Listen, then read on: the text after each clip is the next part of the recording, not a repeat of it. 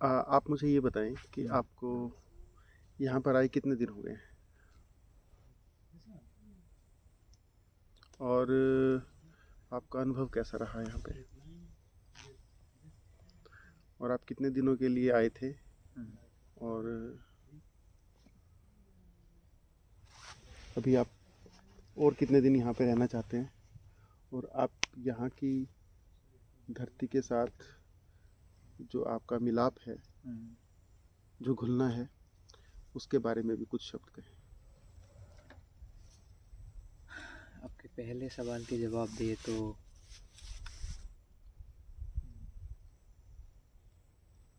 3.5 महीना हो गए, अप्रॉक्सीमेटली 3 महीना 16 दिन। हाँ, 3 महीना 16 दिन। और प्लानिंग ऐसा कुछ खास नहीं था।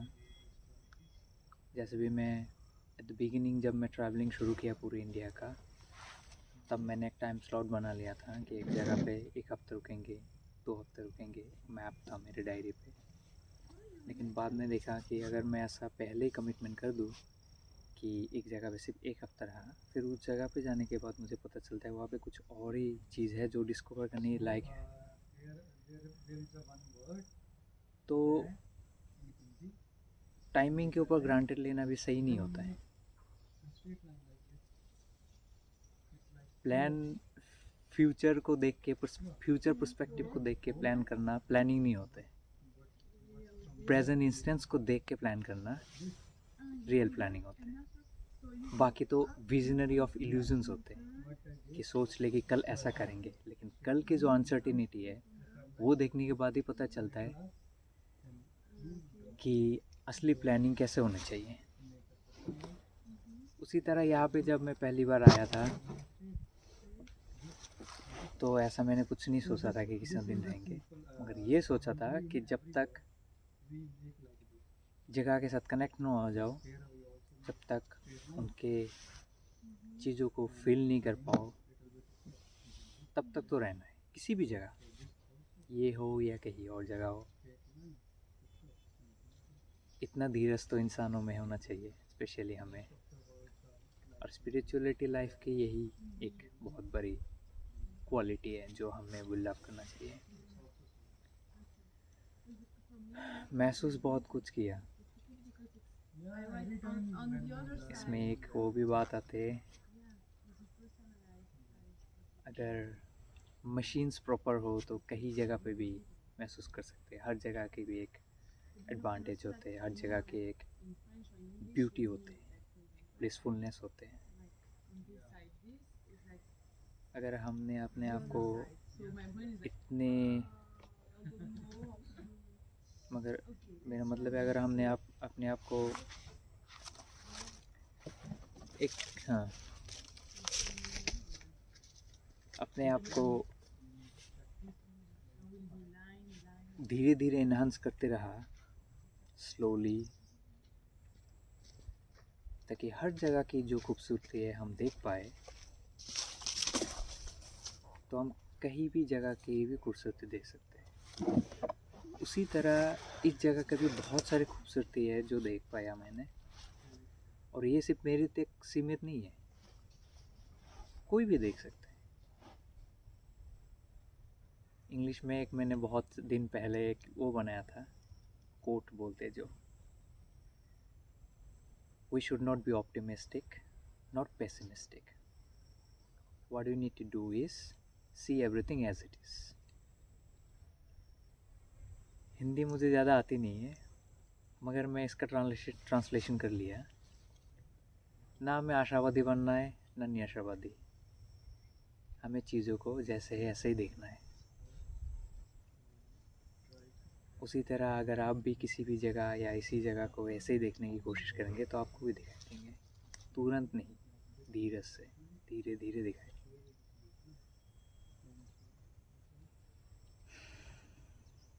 शुरुआती ऑर्गेनिक लाइफ से करते हैं। जैसे हमारे जो बॉडी है, बॉडी में जितने इमोशंस होते हैं, जितने थॉट प्रोसेस है, जितनी क्वालिटीज़ है, कंसिस्टेंट, पेशेंस, बहुत हद तक फूड भी इन्फ्लुएंस करते हैं।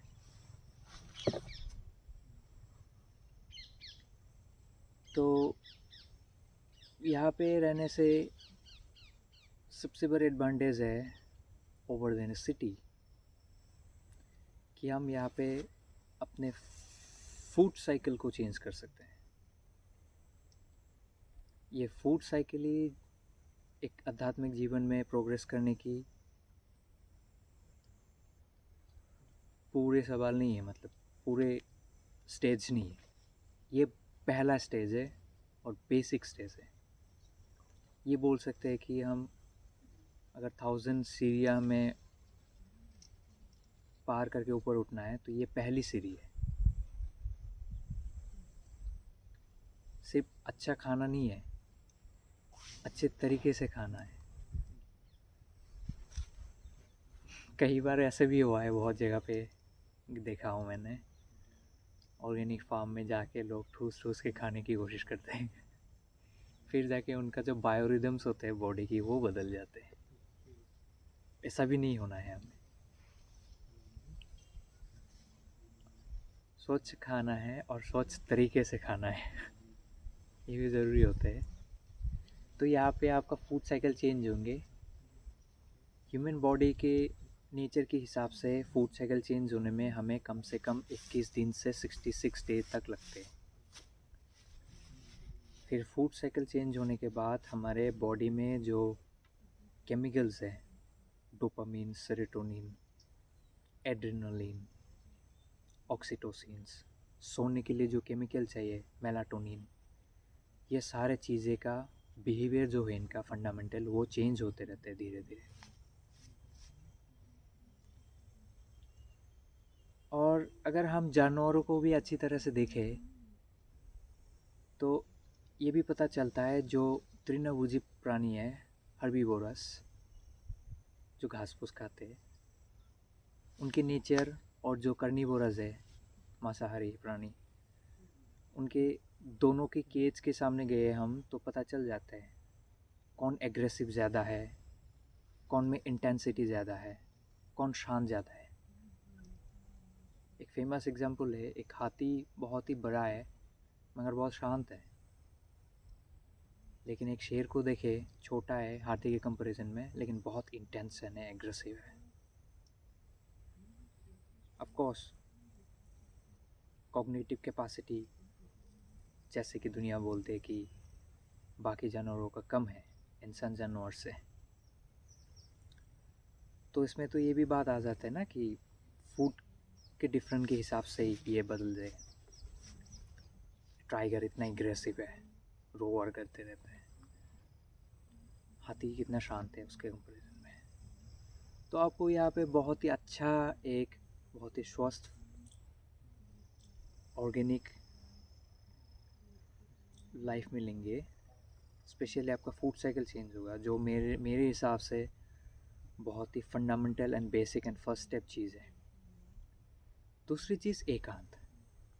अब इंग्लिश में इसको मैं ट्रांसलेट करूँ तो इसका मीनिंग आता है एलोन, मगर ये सही नहीं है। एलोन मतलब ऐसा है, उसके एलोन को डेप्थ में जाए डिक्शनरी में तो एलोन मतलब अकेलापन, लेकिन एकांत का मतलब अकेलापन नहीं।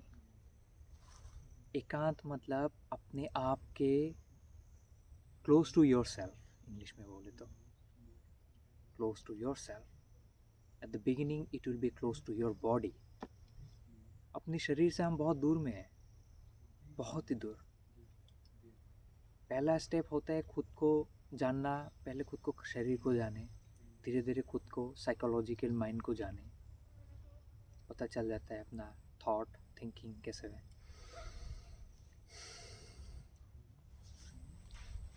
तो ये जगह पे सबसे बड़ी एक एडवांटेज है कि आप यहाँ पे एकांत में रहोगे और अपने आप को जानोगे। और हाँ, एकांत का मतलब ये नहीं कि आप अकेले ही जाओगे। यहाँ पे जितने ऑर्गेनिक पेड़ पौधे हैं, जितने जागरूकता पेड़ पौधे हैं, सारे आपके साथ रहेंगे। जितने भी एनर्जेटिक बाकी जीव प्राणी हैं वो आपके साथ रहेंगे, जो आपको शहरों में नहीं मिलेंगे।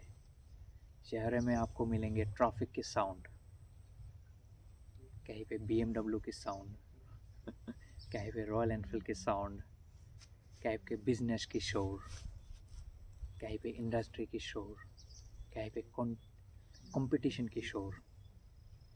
लेकिन यहाँ पे आपको शांति की शोर मिलेंगे। सही शब्द मैंने यूज़ किया तो शांति की भी एक शोर होते हैं, और इस शांति के शोर को सुनने के लिए हमें शांति बनना पड़ता है।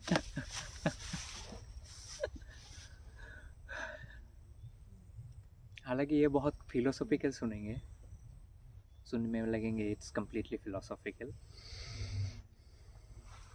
बस मैं इतना कहना चाहता हूँ कि मेरे बातों पे विश्वास करना।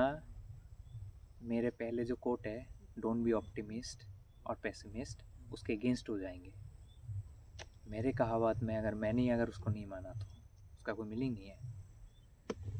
तो इसका सीधी की तरह का है जो बुद्ध जी ने किया था कि लोगों को प्रवचन कितना दे, विपासना इंट्रोड्यूस करते हैं, करो रिजल्ट मिल जाएंगे तो आपको पता चल जाएंगे। तो वही करना है आपको, किसी की बातों पे विश्वास नहीं करना है आपको। किसी की बातों को विश्वास करना जितना अंधविश्वास जैसे गलती है, ना करना भी उतना गलती है। प्रॉब्लम ये है कि हम सोचते हैं कि बातों को सीधा विश्वास करना को अंधविश्वास समझते हैं, लेकिन बातों को विश्वास ना करना भी तो ऐसा है ना। तो क्या करना है, हमें एक चांस लेना है। ऐसे भी ज़िंदगी में हम चांस लेते ही है, बाय हुक और क्रुक। हमें लगता है कि हमें समय बर्बाद होगा, नहीं। क्या आप बैठे बैठे पहले जैसे जो ज़िंदगी जी रहे हो उसमें समय बर्बाद नहीं हो रहा है आपका? उसमें भी तो समय बर्बाद हो रहा है। इनफैक्ट काफ़ी बुरे तरीके से समय बर्बाद हो रहा है, क्योंकि आपको पता है कि उस तरह का ज़िंदगी जीने के बाद फल क्या है, क्योंकि आप काफ़ी सालों से ऐसी ज़िंदगी जी रहे हो, उसका रिज़ल्ट आपको पता ही है, फिर भी आप जी रहे हो। लेकिन जब हमें नया चीज़ एक्सपीरियंस करने का मौका मिलता है, तब हम सोचते नहीं भाई मेरे पास इतना टाइम नहीं है, वहाँ पे जाके रहना, एक एकांत जगह पे रहना, एक जंगल पे रहना, इतना टाइम नहीं है। लेकिन हालांकि अगर आप अपनी ज़िंदगी में बहुत गहराई से देखो तो आपको पता चल जाएगा कि जो चीज़ आप वहाँ पे जाने के बाद आप समय बर्बाद की बात कर रहे हो, उतने समय तो आप एक ही तरह की ज़िंदगी जी के कर रहे हो। Repetition of the same life, eating in the same way, sleeping in the same way, living in the same way, gossiping about people in the same way. क्या पता आप यहाँ पे आ जाओ, कुछ दिन महसूस करो, ना मेरे बात को विश्वास करना है ना किसी और को। कोई भी हो, कितने भी बड़ा महात्मा हो, साइंटिस्ट हो, बुद्ध जी हो, कृष्णा हो, कोई भी हो, किसी की भी बात को विश्वास नहीं करना है। खुद को एक्सपीरियंस करना है, खुद को एक्सपीरियंस करना है, खुद आके जगह पे रह के एक्सपीरियंस करना है।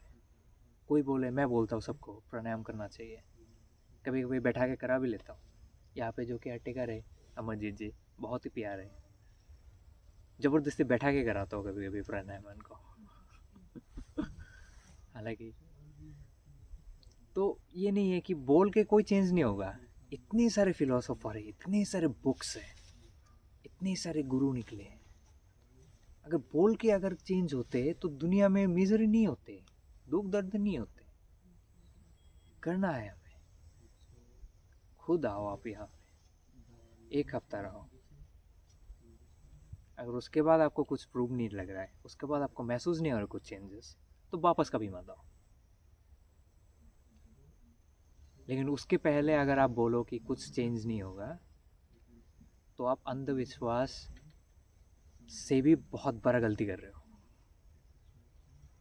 आके रहो आप यहाँ पे, बस महसूस करो जगह को। फ़ोन को डिस्कनेक्ट कर दो कुछ टाइम के लिए, ज़िंदगी बहुत आसान हो जाएंगे। बस इतना ही कहना था इस सवाल के जवाब में। और आपके जो आखिरी सवाल है कितने दिन रहने का, मैं अभी ज़िंदगी को फ्री फॉल के जैसा जी रहा हूँ। सुबह उठ के ही मैं प्लान करता हूँ। अभी तो कुछ महीने से ही चल रहा है मेरा। अगले दिन प्लान हो सकता है आपको किसी लेवल तक प्रोग्रेस कर दे, लेकिन गलती होता है। जैसे फॉर एग्ज़ाम्पल अगले दिन मैंने पूरा ठान लिया कि मुझे हर पूरा 10 घंटा एक काम करना है। किसी की मेडिकल इमरजेंसी आ गई तो उसमें मैं टाइम नहीं दे पाऊँगा। नहीं देना भी सबसे गलती होगा। तो प्लानिंग सुबह उठ के करना है या उसी दिन करना है, वो सबसे बेहतर होता है। हाँ, छोटे मोटे स्टेप्स हम प्लानिंग कर सकते हैं जो सर्टेन है, जैसे रोज़ खाना है एक सर्टेनिटी है, वैसा टाइप का। लेकिन जो चीज़ लगता है कि हमें अनसर्टेनिटी है कि उसमें बदलाव होनी ही होनी है, उनमें हमें प्लान बना के फिर प्लान को फॉलो ना करके दुखी होना सही नहीं है। तो अभी मैं यहाँ पे फ्री फॉल की तरह हूँ, अपने स्पिरिचुअल लाइफ में फोकस्ड हूँ। थोड़ा कोशिश कर रहा हूँ जितने से जितना खुद को जानने के लिए। अभी तो मेरा ऐसा मानना है कि खुद को जितना जानूंगा सबको बता दूंगा। सबसे आसान तरीका है ये। हमें लगता है कि ये जान लो, ये फिलोसफी जान लो, ये जान लो, तो बहुत कुछ जान लूँगा। आइंस्टाइन ने भी ऐसे ही बोला था। उसके बायोग्राफी जब मैंने पहली बार पढ़ा था क्लास 9 में, कि जितने भी मैंने यूनिवर्स के बारे में जानने की कोशिश किया उतना ही मैंने अज्ञान बन गया। तो वही है, ऐसा कुछ प्लान नहीं है मेरा। बस आराम से फ्री फॉल की तरह मैं जी रहा हूँ, जानने की कोशिश कर रहा हूँ। इसका मतलब ये नहीं कि मैं लेज़ी हूँ या जो है मेरे तरह, बस हम अवेयर हैं। एक प्लान बन के अपने आप को रिजिड नहीं बनाया हमने, पानी की तरह थोड़ा बहुत कि सिचुएशन के हिसाब से बदल लो।